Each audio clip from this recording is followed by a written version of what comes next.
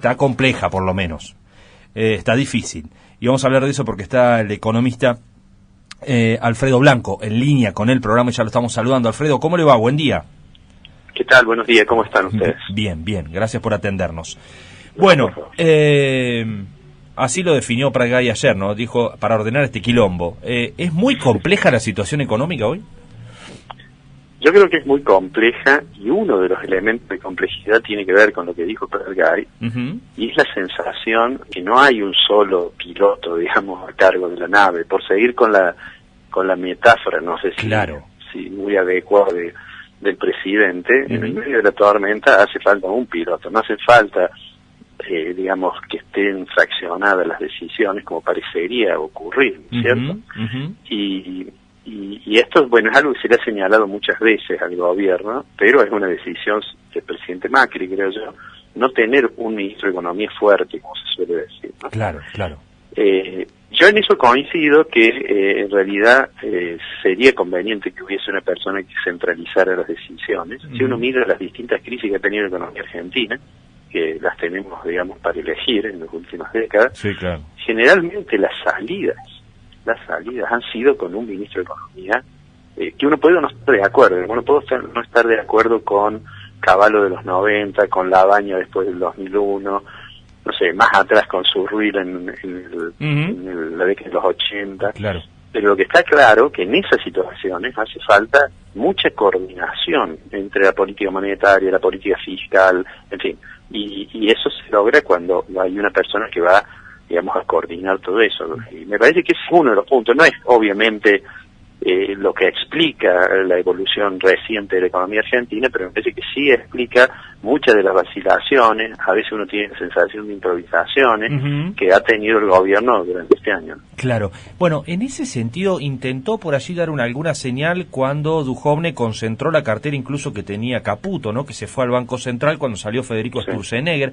Incluso Duhovne fue el ministro que viajó a Estados Unidos a negociar con el fondo. Parecía como que le daba cuerpo al ministro como para que resolviera esta cuestión de muchas cabezas en una misma de rumbo económico, ¿no?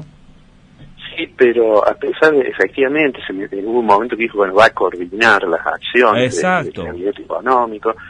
Pero bueno, una cosa es que le dicen, bueno, las va a coordinar, y otra es que todas las áreas dependan, digamos, funcionalmente de él. Además, me parece a mí que uno tiene ejemplos de que esa coordinación no funciona así. Digo, uno podría, por ejemplo, pensar, no hace muchas semanas se designó un ministro de Industria, que es Dante Sica, que fue bien visto, diría yo, por los sectores más ligados a la producción, porque uno tiene la impresión que este gabinete económico es de gente muy apta en los temas financieros. Así es. Y bueno, Sica tiene una mirada más de lo productivo. Sin embargo, estuvo Sica en Córdoba y bueno, planteó de que gradualmente iba a bajar la tasa de interés ante los empresarios, digo, y que se iba a tratar de fomentar que se exporte más manufacturas industriales, etcétera, y a los 10 días la tasa de interés subió, se sacaron una parte de los reintegros a las exportaciones, es decir, es obvio que eso se tomó más en la esfera de Hacienda y no en la esfera de Industria, de manera tal que está claro, digamos, que haría falta más coordinación, me parece. Bueno, más allá de los cargos y del organigrama, si se quiere, ¿por dónde pasa hoy la problemática central de la economía? ¿Hay una problemática central o hay muchas? Bueno, yo diría que sigue siendo el problema que caracterizó, diría, la fase final del gobierno anterior, es decir, sigue siendo el problema que la economía había dejado de crecer por allá, digamos, un par de años antes que terminara el mandato de la presidenta Kirchner. Sigue siendo que la inflación se iba acelerando, en la medida en que la economía no crece, hay pujas distributivas de ingresos, va subiendo la inflación. Sigue siendo además un problema de vulnerabilidad por, digamos, escasez de dólares, ¿no? Si bien el gobierno cuando asumió cerró el frente externo arreglando con los holdouts y unificando el tipo de cambio, esa no era una solución definitiva si sigue habiendo inflación, Es lo que ocurrió, a mi forma de ver, el principal fracaso del diseño de política económica del gobierno fue que la idea de que la inflación se podía doblegar con un programa de metas que manejara el Banco Central, donde el instrumento que se usa es esencialmente la tasa de interés, me parece que ese es un fracaso de Sturzenegger, y es un fracaso de diagnóstico, porque en realidad es cierto que en otros países los programas de metas de inflación han funcionado, pero en otros países la tasa de inflación no era tan alta, en otros países el sistema financiero es más amplio que en la Argentina, entonces la tasa de interés influye más en las decisiones, y tampoco en otros países donde ha funcionado, eso se hizo en un marco en que hubiera mucha distorsión de precios relativos, que hubiera que actualizar mucho las tarifas, porque había una suerte de contradicción entre decir subo la tasa de interés para que no haya inflación, pero a su vez subo las tarifas, claro, con lo cual estoy empujando la inflación. Y bueno, todo eso me parece a mí es lo que está por detrás, digamos. Nosotros vemos como una especie de obra de teatro donde los protagonistas son el tipo de cambio, el nivel de salario, etcétera, pero en el backstage de eso lo que está es la inflación, es el fracaso en resolver el tema inflacionario. Es decir, estos otros son síntomas de lo que está ocurriendo atrás. Sí, porque la inflación en realidad es una especie de indicador de que hay desequilibrios de todo tipo. Es una fiebre, ¿no?, en la economía.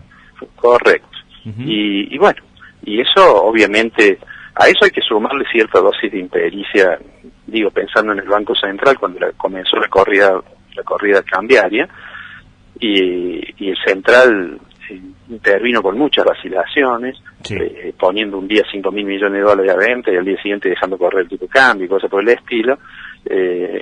Digamos, yo creo que ahí hubo errores de intervención de la gestión de Sturzenegger, severos, que me parece que tienen que ver con que Sturzenegger, como muchos otros funcionarios del gabinete también, tienen mucha confianza en que los mercados ajustan automáticamente. Y cuando le preguntan al ministro, ¿y cómo va a ser el tipo de cambio? Dice, bueno, el tipo de cambio va a ser el que diga el mercado. Claro.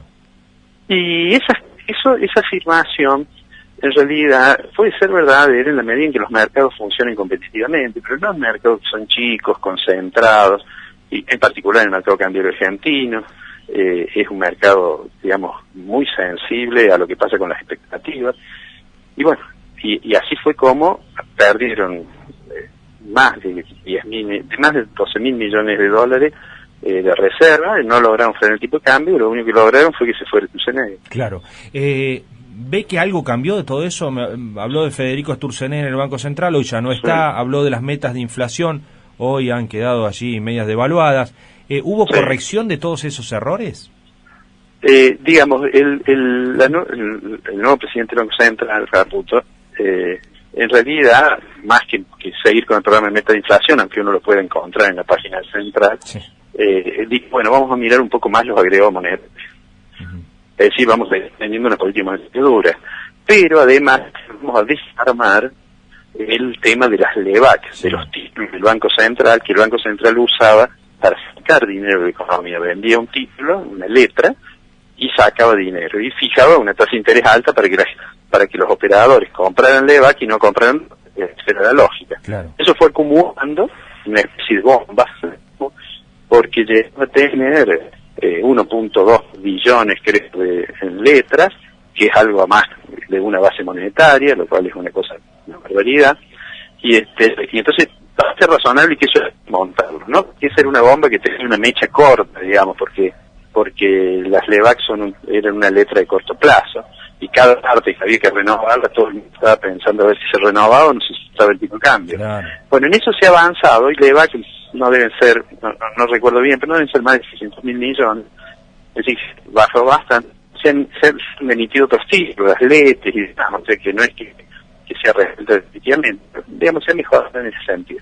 Ahora, mi impresión personal es que el tema de inflación se ha complejizado más aún, porque el tipo de cambio, el aumento del dólar, obviamente pega sobre los precios, no necesariamente pasa el 100% a precios, depende de qué pasa con la demanda de los bienes, pero me da la impresión que todavía tenemos por ver algunos meses, y yo creo que todavía no hemos visto el efecto completo de la inestabilidad de estas últimas semanas, ¿no?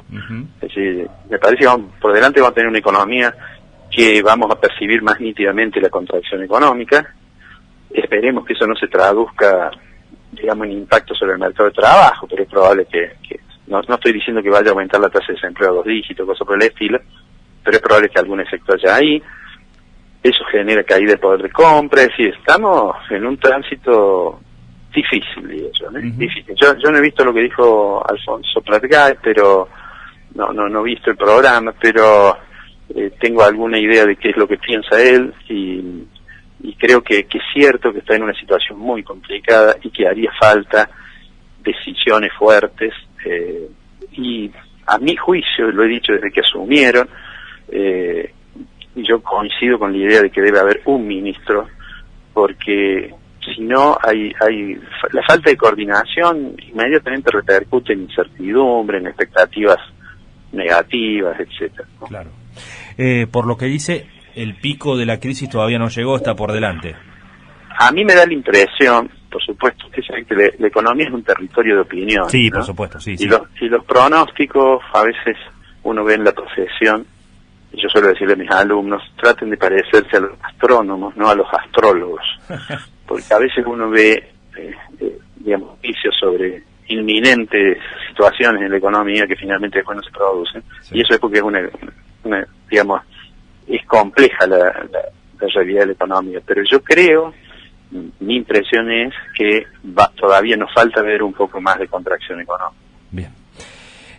Alfredo Blanco, economista y docente universitario, como siempre, muchas gracias por estos minutos. No, al contrario, gracias a ustedes, que tengan buen día. Muy amable, adiós. En Café Digital, los protagonistas tienen la palabra. Bueno, así está. Alfredo Blanco, docente de la Universidad Nacional de Córdoba, ex decano de la Facultad de Ciencias Económicas de esa Casa de Altos Estudios, hablando sobre el contexto económico, sobre los últimos meses difíciles, muy difíciles de la Argentina, pero alertando a su vez de que